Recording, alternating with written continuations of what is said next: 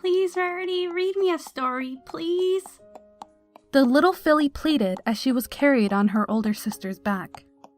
The mare in question simply chuckled at her younger sister's antics, levitating the foal from her back in a light blue aura.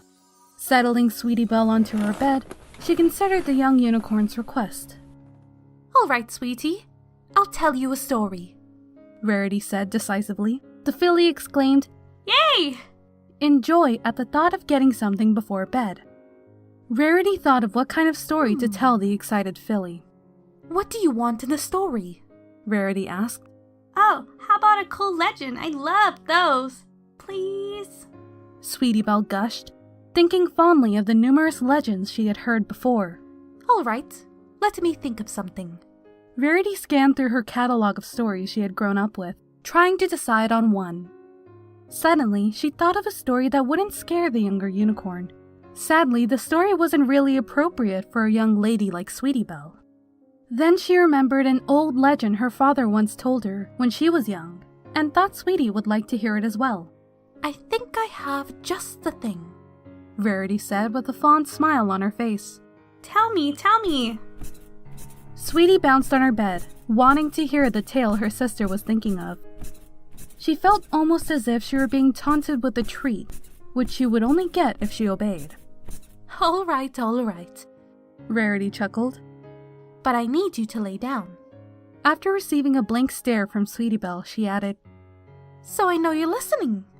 Sweetie Belle nodded, only too eager to prove she would listen to the legend, so she may be able to pass it along to her best friends, and them to another foal, and so forth. The alabaster unicorn paused to collect her thoughts and remember how the story went. Then, after a moment, she began her tale.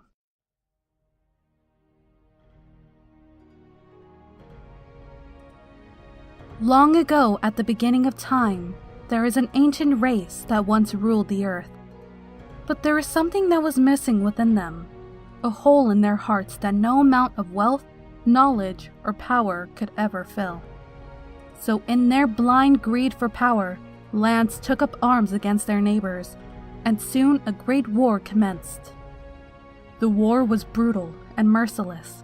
No one was safe from the pain of death's iron grip.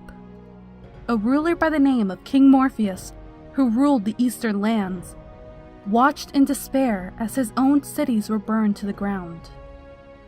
One day, a small-town blacksmith told the king that he and 900 others were willing to build him a golden mechanical army.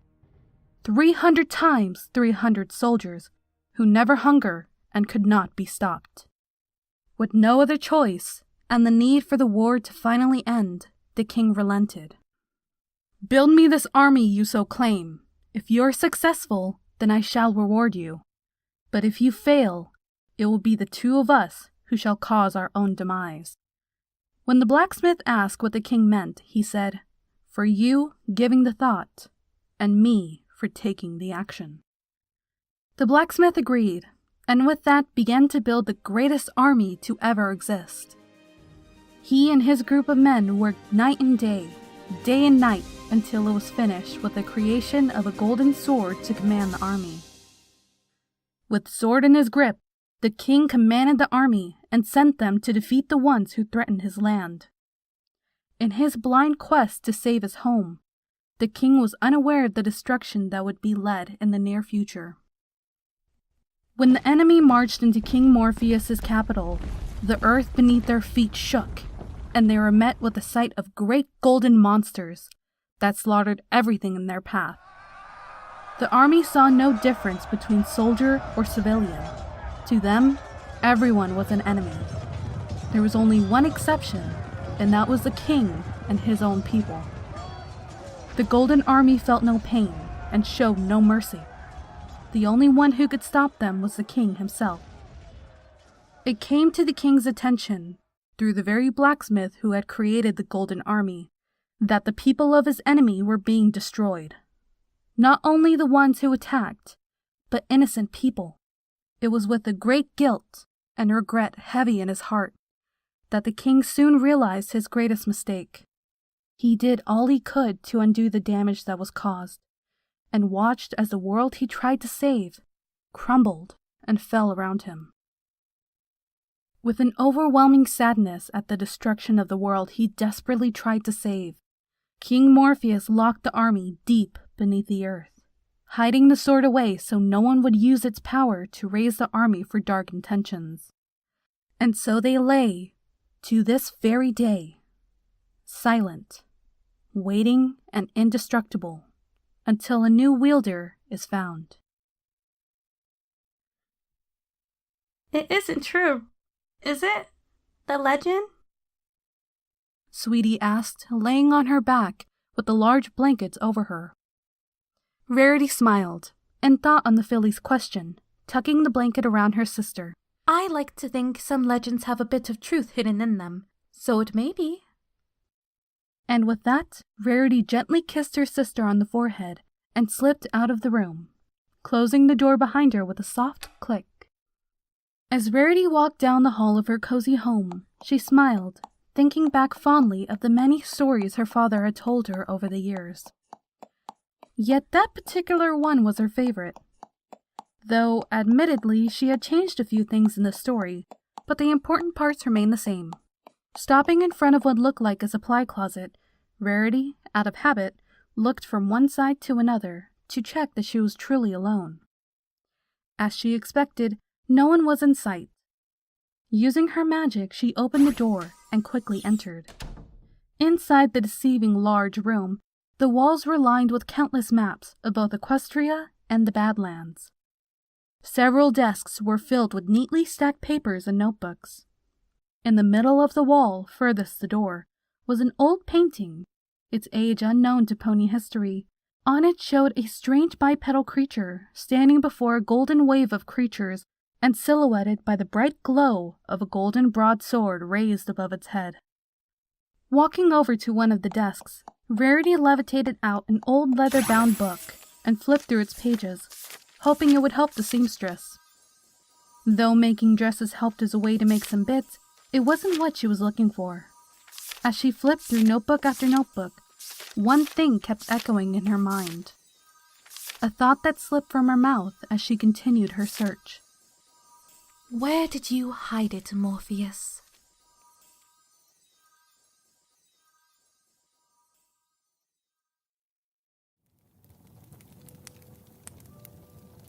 Hey Everypony, the Wandering Mare here.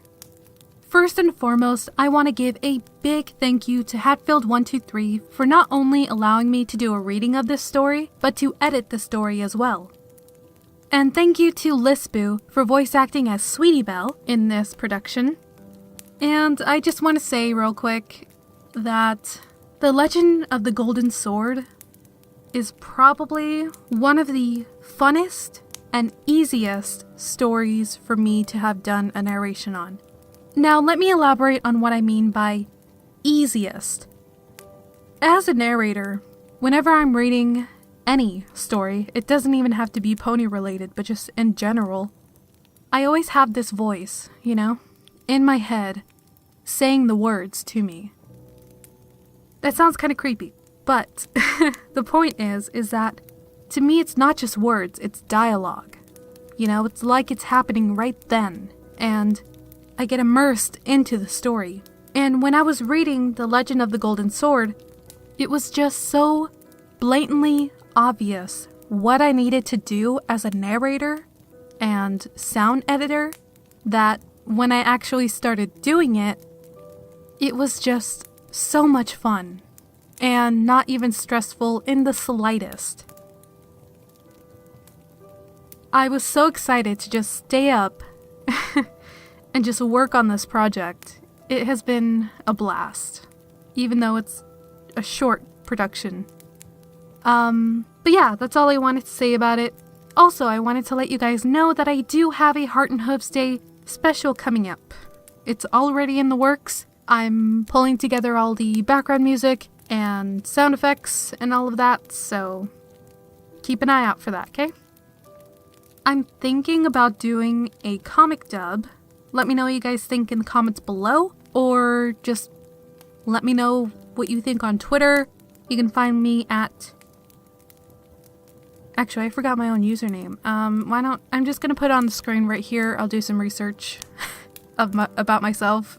That makes sense. But yeah, so, that's all I have for you tonight. I hope you all are having a marvelously pony-filled day. And as always, with lots of pony love, the Wandering Mare.